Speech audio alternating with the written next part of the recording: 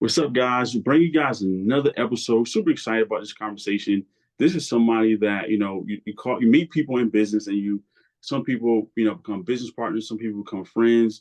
This is somebody that we're super excited to say that we are a friend of. We love her business, love what she's doing. This person is a entrepreneur, a podcast host, motivational speaker, a mother, and now a coach. Miss Soleil, so happy to have you here. So glad to have you here. Thank you, Terrence. Yeah, absolutely. So let's get into it. So you are the owner of Soul Rise Essential, a brand that we love so much. Tell people a little bit about yourself and how did you get started? So Soul Rise Essentials will be three this coming July 2024. Awesome. Oh, thank you.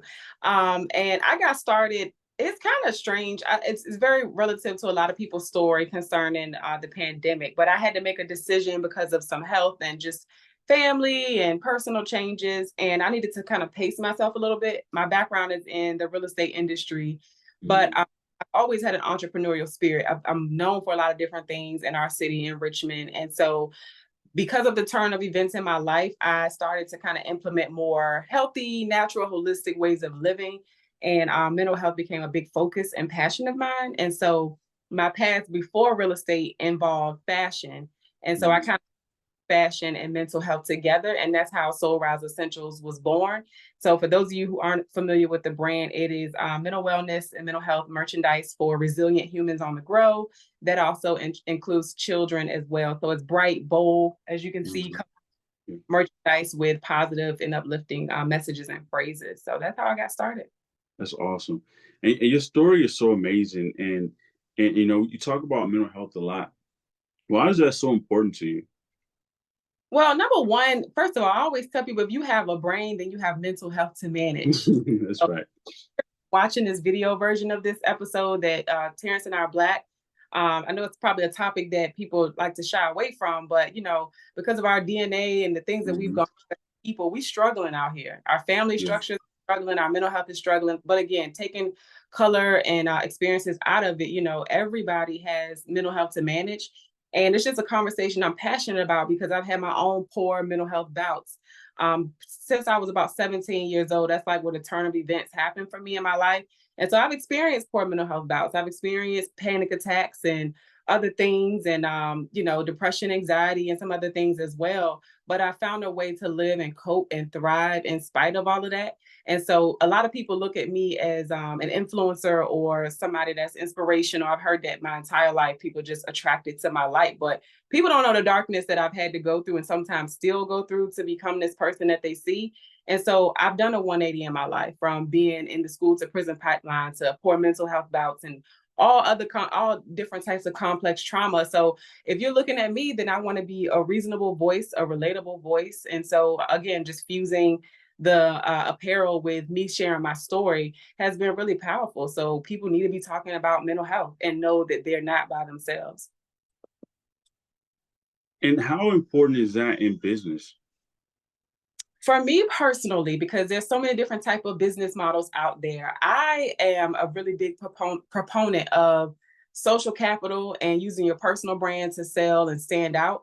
And so for me, if I'm, aside from my products, I have services where I'm speaking and, like you said, coaching people. And so I'm using my relatability and my story to show people what they can overcome. And so if you taught me this too, and I've heard this as well, when people know you, they like you and they trust you, they're gonna buy from you. So I think it's everything in business. Hey guys, I just want to say thank you so much for watching this video so far, and I want you to continue watching the video. But before we go forward, I want you to take this opportunity to go and follow us at our business page. Business Revenue Secrets is our group, Revenue Secrets, and it's a great group. We're literally giving you guys gems every day, topics on things that you can grow your business. So make sure you join, come in, engage, bring a friend. We're super excited to see you guys. So again, let's get back to this video. Also, we have a special guest coming. So another question, we were talking about business, the mental health in business. So how do you juggle like that balance? Because, when it comes from that transition from a 9 to 5 to, working for yourself, like people say we're crazy to like work for ourselves. So how do you balance that, that mental fortitude going from a 9 to 5, the stability to a business owner? That's a really good question, and I try to use that word crazy loosely since I'm passionate about mental health. Yeah. But you do have to be a little crazy Hmm. because you're going to be working very hard for the rest of Yeah. your life, depending on how you set up, your Yeah. business lifespan.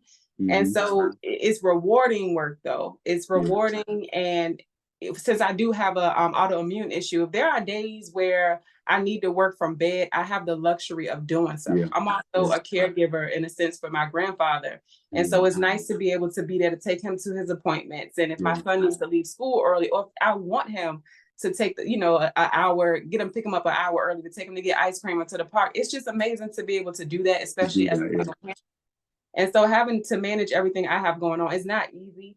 And so because I'm talking about mental health or I have a mental health brand does not make me exempt from, experiencing poor mental health. And so I Yeah. still Hmm. have some days, but I Yeah. know my tools. I Yeah. rely on Yeah. the same tools that I talk to people about, including therapy. I had a therapy appointment this morning. Like you Hmm. should have mentors, coaches, different types of doctors, I and agree. your mental health expert is that person that's there to help you through Yeah. those challenging times. And so I Yeah. utilize the resources that I have, and I know I'm blessed to be able to have them, to utilize them, because not everybody doesn't.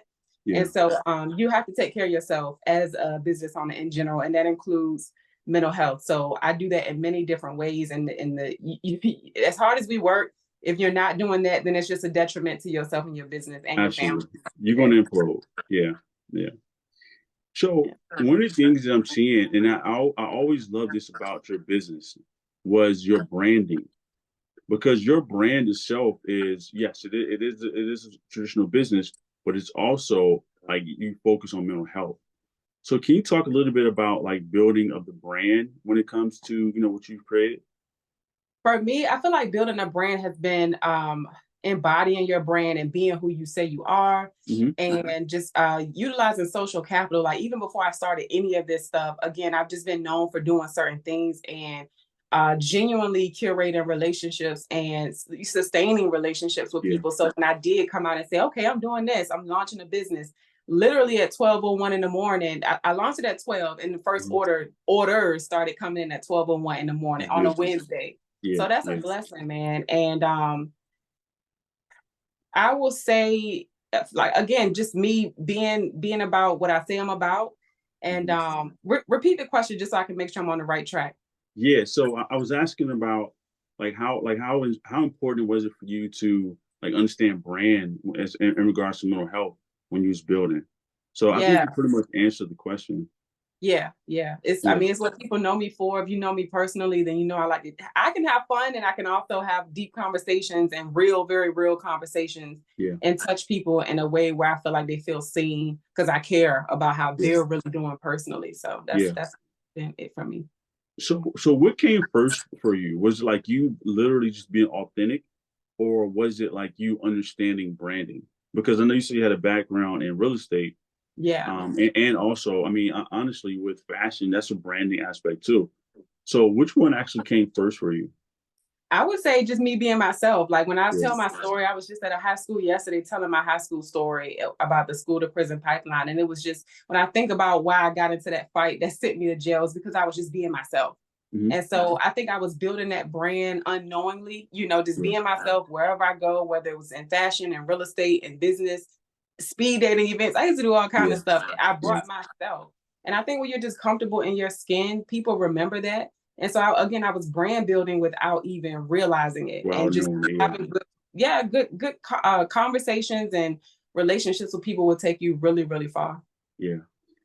I want you to elaborate a little bit on something. So you mentioned twice on the school to prison pipeline. For anybody who don't know, for whatever reason, can you explain that to people?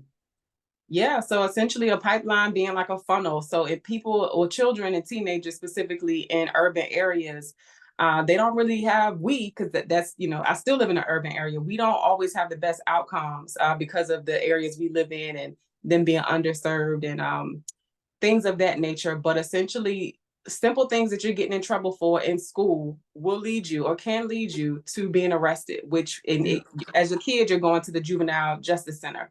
But Hmm. then as an adult, that pattern keeps repeating itself. It started in school, but you got the Yeah. metal detectors and police presence and security guard presence on campus. But it kind of tricks your mind like to already thinking that you're in jail essentially. And so Mhm. that pattern just continues into adulthood. So from Yeah. school to prison. So for me, Yeah. I got into a fight where really I should have just probably gotten suspended. But there's a whole other history with my past as to why they handled me the way that they did. Not saying that it's right, but at the end of the day, I can take Mhm. accountability for what happened and how I was behaving. But simple things where like mentorship and just proper To education the about fix. trauma and why kids are doing the things that they're doing could alleviate a lot of that stuff. But Mhm. essentially, kids are moving from school to prison because of, Yeah. I think, lack of resources. Yeah. Great explanation. So, and then I'm gonna add this to it as well. They've created data behind the school to prison pipeline where they will build prisons based on data from schools. Like, depending on Wow. how often kids get in trouble, the socioeconomic factors that, for demographics. So they are already predicting how many prisons, excuse me, ma'am, excuse me, how many prisons they're going to build just based on when your child's in elementary school. That's so sad. It's Yeah. sad. We can recognize the systems and the funnels, and we could do something about it. Truly, it's not easy work, but like as I said in my speech yesterday at the school, we are the ones we're waiting for, and so I'm gonna always go back to my communities to tell my story and to actively Yes. mentor and continue having these conversations because people do not know. A lot of people in the room yesterday didn't even know what the school to prison pipeline was, but I'm Absolutely. pretty sure there are multiple children there or their friends that have gone through that same funnel and system and they don't even know it has a name. So let's go there. Let's put a pin there, I guess. So how do you solve that issue? Because we're looking at a system that's been in place, since the beginning. So when you think about, like, let's just take it from law enforcement. Law enforcement, and not to take it like racially, but the first form of law enforcement was slave catchers, right? And those same things down to dependents and everything that they use are still the same things that are being used. So you have that, which is, trickles down from, the history that we have. And then the school system itself came from like the Industrial Revolution time, or, or that time, where it became popular to focus on, sorry, You're focus fine. on, actually creating a school system so they can fill plants and warehouses and stuff like that with workers. So like how do you fix that system if it's like a system that's been built over centuries at this point? I think just not being able, not being afraid to speak out. Like, it's a lot of people that go to school for certain things and they're regurgitating information or they're Mm-hmm. just strictly talking about facts and data, which are really, really important. But when Mm-hmm. you have people using their voice that have been through it and that can speak to what's actually happening in their home, their friend's home, their neighborhood, we have to be our own representatives as well. So no, I'm not a lawmaker. No, I'm not a mental health professional, but I have lived experience being a at-risk urban youth, but I've also done a 180. And so I feel like my story and people's story like mine are really important. Yeah. It's not gonna be overnight. It's gonna be probably a really long time, hopefully not centuries, but it's gonna be a long time. But you can't just not do anything. So there's multiple solutions and they look different ways. But I think whatever we can do in our sphere and our scope of influence, we have to do it. And we can't just talk about what's not happening. Like just do something. So all right, so from there, let's talk about kind of like where you are now because you're doing confidence coaching. So based on like some of the things that you've dealt with or your past, do you feel like that led you to like confidence coaching because you had to like give yourself like, train yourself through confidence? Is that I'm on the right path? So kind of confidence, I feel like it's something I've always had. I've always been really bold. I'm an Mm, Aries, so we got a lot of fiery energy and yeah, just like my yeah. son is only 4 going on 5 and he has that same energy. We like Mm, 2 days apart. And so I do think that has something to do with it. But my God-given gift is to encourage people and to help them bring out that same thing inside of them, even if they don't naturally possess it. So I'm just helping them tap in to what's already there, actually. But since I have this gift of just being bold, I like to bring that out of other people. And so one of my friends asked me like 2 years ago, how did you become so confident? And I had never thought about that, but it led me to what I'm telling you now. When I look back, even as a kid, my son's age, I was always saying stuff that other people were thinking, but I just said it. So I got in trouble for that. But I think it's that same boldness and confidence that kind of led me to where I'm at right now. And so part of it is God given, part of it has been nurtured because when I modeled, I started doing that when I was 17, 18 as well. So I had some formal coaching and like modeling. So that helped my confidence a little bit more as well. So I've got, that God given part, and it was also nurtured as well. That's really cool. And the two, something that you said, what do you think about like taking those things that are given to children, like the things that they have, like being outspoken, speaking their mind, just being a leader. How do you nurture those things in children to become productive adults? That is a really good question because now that I'm a mom and my son is about to enter kindergarten, the way that I'm choosing where I would like him to go to school is based on just that. What type of child is he? What qualities am I seeing? What programs are going to nurture him? And so I'm looking at music classes. I'm looking at oratorship because he loves to talk. And so, I want to make sure when he's talking about the right things, and he actually got some sense when he's saying it. And so I think just paying attention to our children and what they're naturally gifted at, us as parents, we have to make sure it's nurtured at home, and then find some resources out there to tap into that as well. Not trying to stifle, because as a kid, I was saying stuff out of my mouth that I probably shouldn't have been saying. But if it was a program or some type of summer class I could have gone to, I'm playing basketball and I know I look athletic, but I'm not athletic. And so maybe putting me in a program that, where I could learn to speak, where I'm not paying or trying to figure out how to be a public speaker in my 30s. I could have been doing it, as a kid. So just paying attention to what our children are naturally interested in, not what we want them to be interested in. That's awesome, because I think what happens typically is we put kids in a box of, you should play basketball. Excuse me, man. You you should play basketball. You should do whatever. So it's cool to kind of like have that ideology of like nurture them to from where they are. That's cool. I really like that. There'll be some times where we got to push them outside of their comfort zone a little bit. But if you pay attention, you can tell what your children may naturally be gifted at. That's awesome. So yeah, this has been a great conversation. Did you have anything else you wanted to add? I just wanted to add that I finally bought a website for all things Soleil. So you can go to That's awesome. booksoleil.com to book me for any coaching. So I'm a confidence coach. And so you can be, as long as you're over 18, it's virtual, any continent, anywhere. We can work together just to build your confidence. And so you can soar in all areas of your life.